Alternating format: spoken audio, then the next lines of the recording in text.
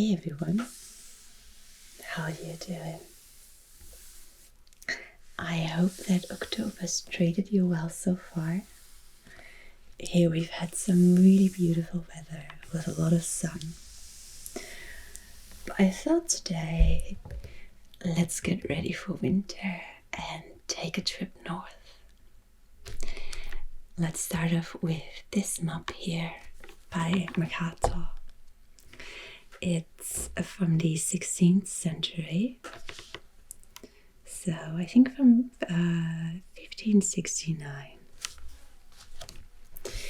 And this part here might look not quite familiar, but I'm sure this one is immediately recognizable to you. We have Britain with Scotland and Anglia, as it says. Cornwall and Wales. We have Ireland here. There's the Danish coastline. Here we will get to Brittany. And here we are in the Baltic Sea. I don't know if the coastline is completely accurate, but it looks very detailed. And we know that some of the coastlines actually are really, really well drawn. But the part I'd like to look at with you lies in the ocean. So we have Scotland here, we have the Hebrides here, we have the Shetland Islands, and here you can see, it says Orkney. We have the Faroe Islands here, and then I think this here should be Iceland, but it says Thule, which is a bit of an odd name. Still in use sometimes if you're very interested in military operations, you might have heard it. But on maps it doesn't really turn up, so this is a bit odd. It also says Friesland here, and Grönland up there is Greenland. So I'm a bit confused by the succession of islands here, but either way I know there isn't an island called Thule, so that wasn't always so clear. Thule in fact is the name of an island that a Greek astronomer and geographer wrote about. He said he'd been there, so unfortunately his books have not survived, and no one for quite a long time could figure out what island exactly he meant. Let's go all the way back to the start.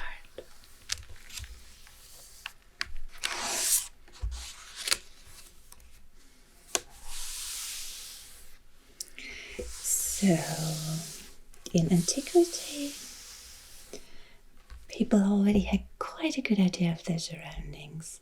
Obviously, the Mediterranean was very, very well known. The Phoenicians had sailed around the coastlines for centuries.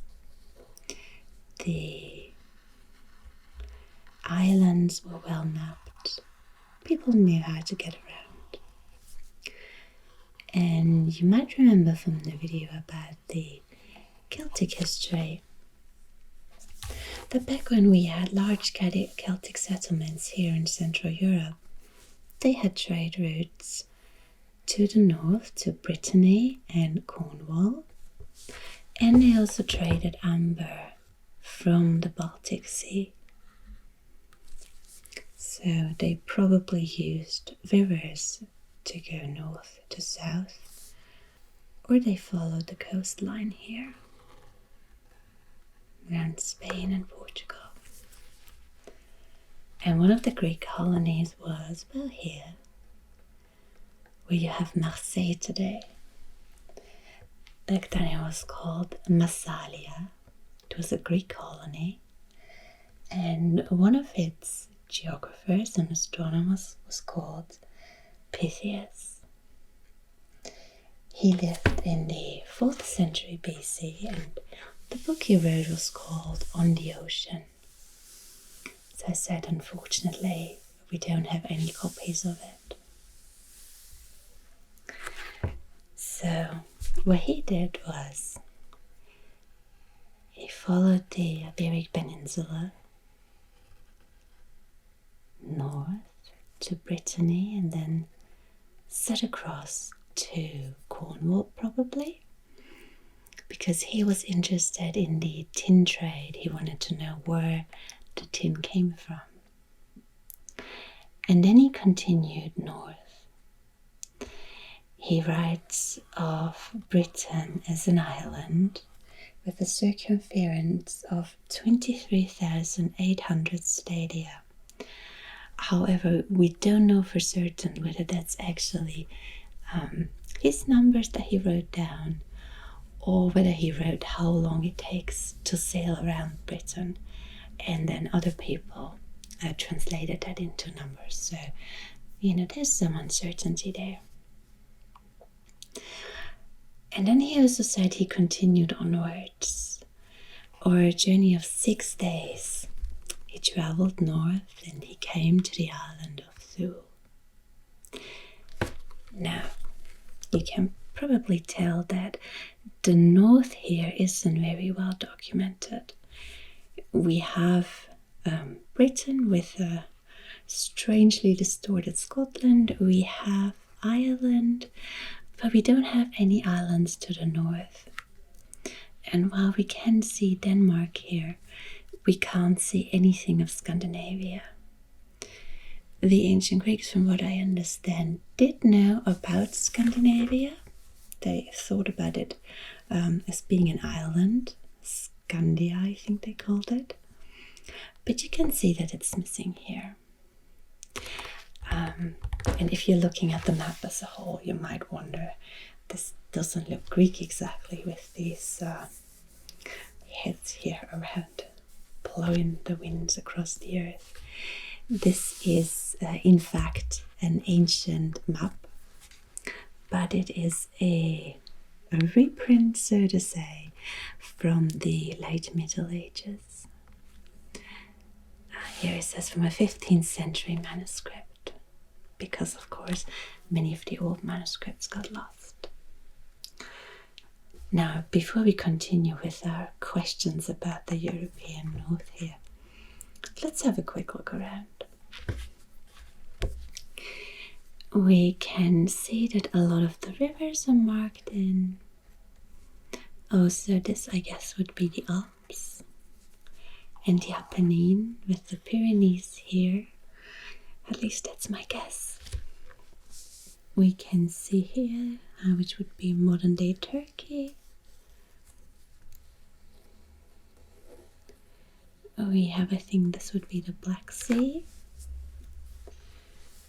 We have the Red Sea in vibrant red. The Arabian Peninsula. Then I think this would be the Persian Gulf. And then to the far east, the map kind of trails off and then connects through the south with Africa.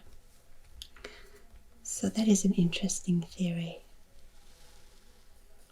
My guess is that if your reference was the Mediterranean, it would make sense to assume that the Indian Ocean too sort of was laid out in a similar way, with land going all the way around it. And of course it took a long time until people found out, at least here in this area, that that wasn't the case.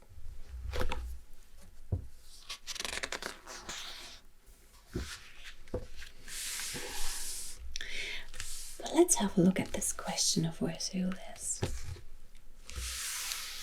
So like I said, we have Massalia here, which today would be Marseille.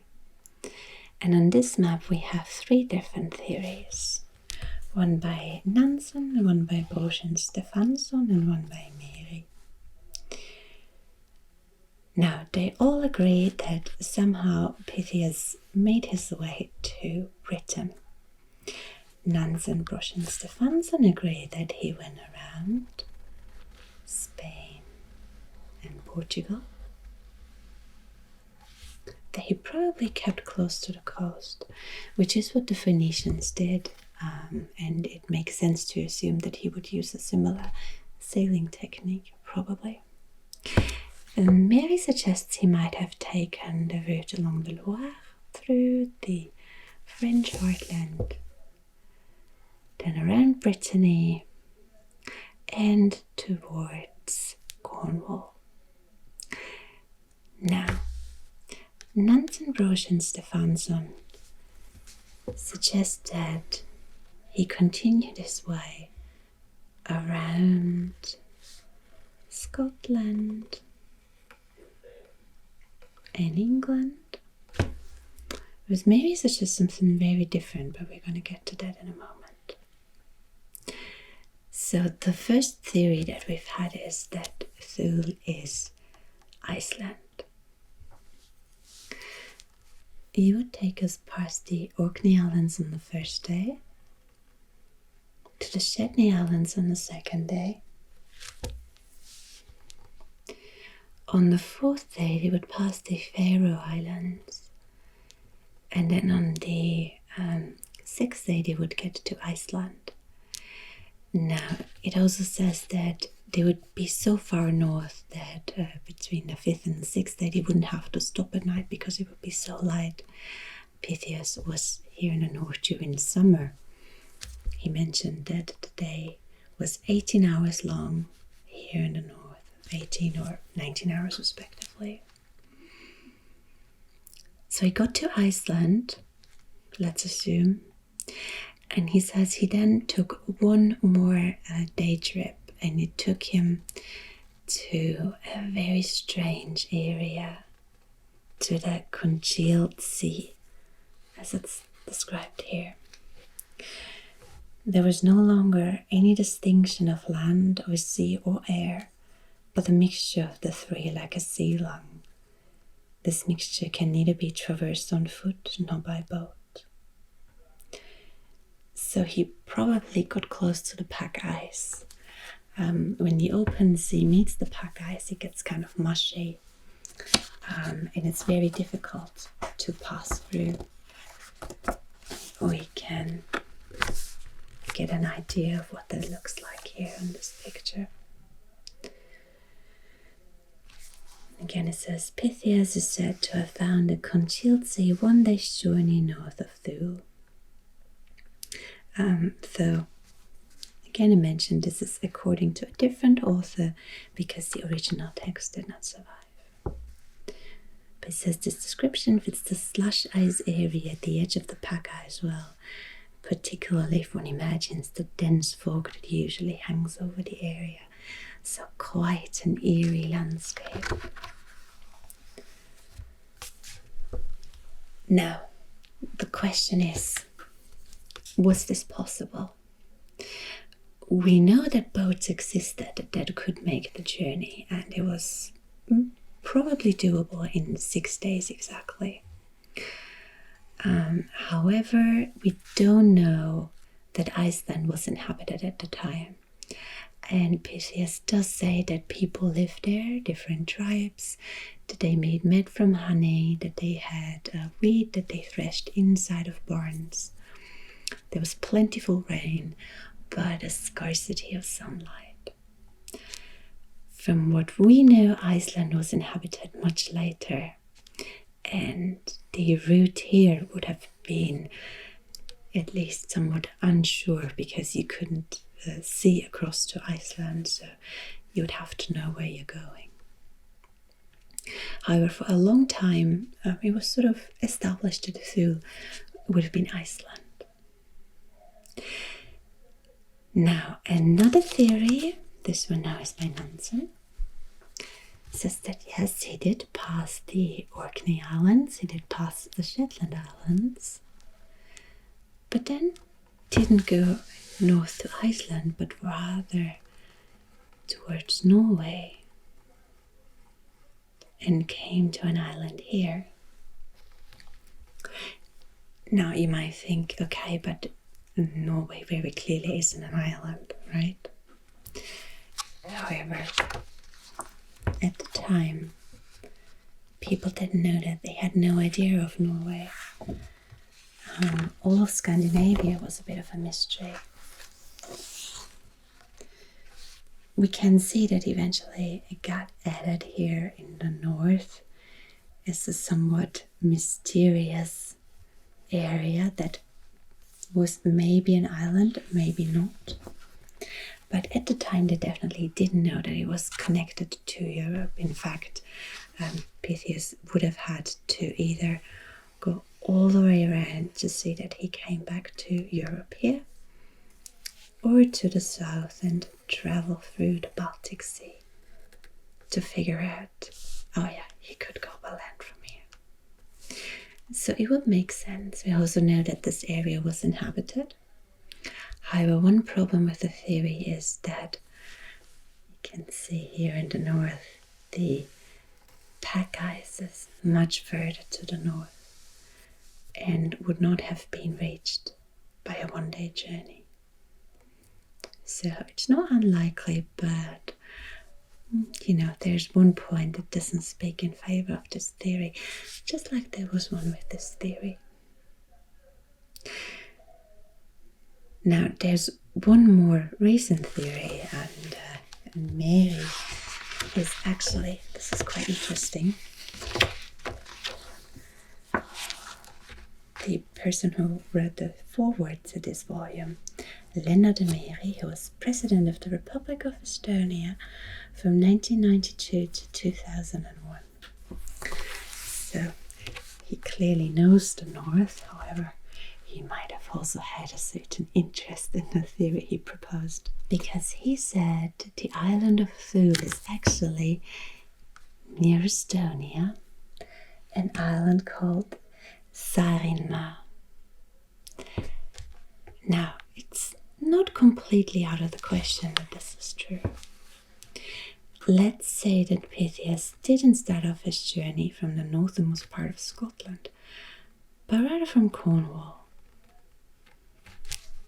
That he crossed the channel, then followed the coast here, either went around Denmark or crossed it by land, and then crossed the Baltic Sea.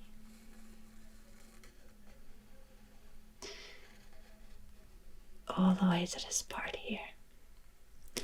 Now, this area definitely was inhabited, so that fits. If he went a little further north, he would get to see pack ice, because this area does freeze in winter. He is not quite as far north as you can see, though maybe far enough. We can't say for sure without the original text. And there's one other interesting coincidence. The one line that survives from Pytheas' original text is that the barbarians showed him where the sun goes to rest. Now, most people interpret that as the midnight sun in Iceland or here in Norway. But here on this island near Estonia, we know there's a crater from a meteorite that came down sometime in the first millennia BC. So this is literally where a bright fireball went to rest. We know that there was darkness after the impact. Some of the information survives in folklore in the area. And interestingly, one of the areas here in the Finno-Ugric language, which is spoken in the area, the island is called Thule, which means fire. So there's a connection. However, again, it's difficult to say if this was true, as we just don't have a lot of information back from the day. But it's an interesting theory. For many years, Ultima Thule then was used as an expression to say the furthest area in the north. It was used in Latin through the Middle Ages.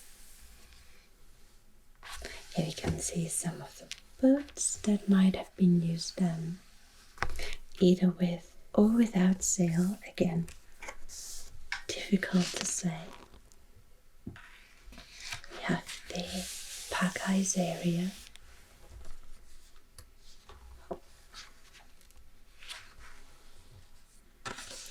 And there's one more map I'd like to show you. This again is from the Middle Ages, but from a different part of the world now. This is a Mappe Mundi, so a world map, by Ali Idrisi, who visited the Norman king in Palermo in Sicily and drew a map based on some of the information that he got there. There was a lot of geographical knowledge in the Arabic world at the time, so there's some interesting parts here. For us, or if you're like me and you're used to seeing maps with north on top, this is going to look a little bit weird. But if we turn the thing around, I'm sure you'll notice immediately what we're looking at.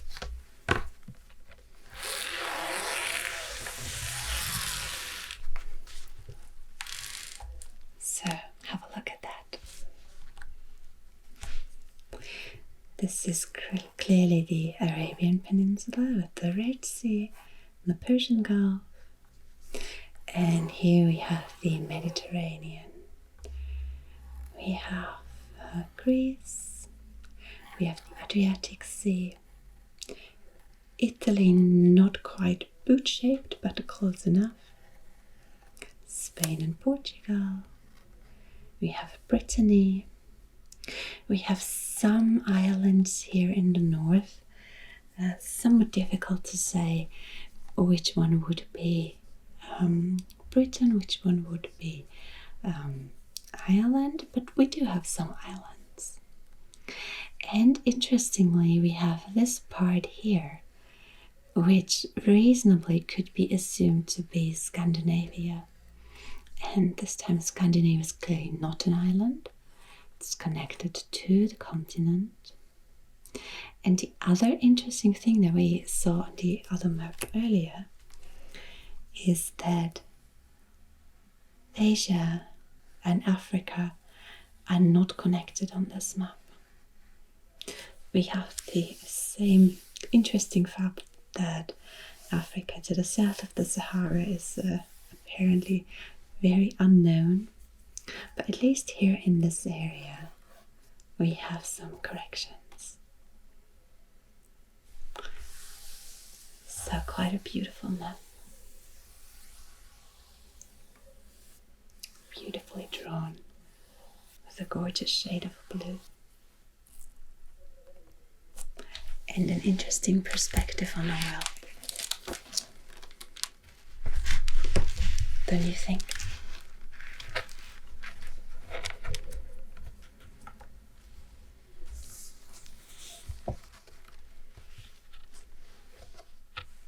So it took a long time before European maps added Scandinavia too. And Britain still with that strange distortion to Scotland, Ireland, but here Iceland with Thule is missing.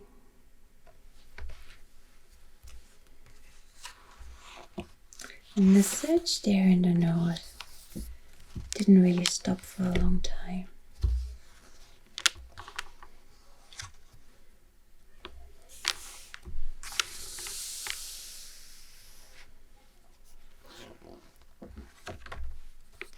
Either looking for mysterious islands that were not known, or for the Northwest Passage that for a long time couldn't be found. So there's quite a lot of really interesting information here in this book with some gorgeous old maps. I'm gonna leave the description in the box down below, so you can look up this book if you like. It's definitely very, very interesting. And I think we're going to have a look at another chapter sometime soon about the journeys of the Vikings.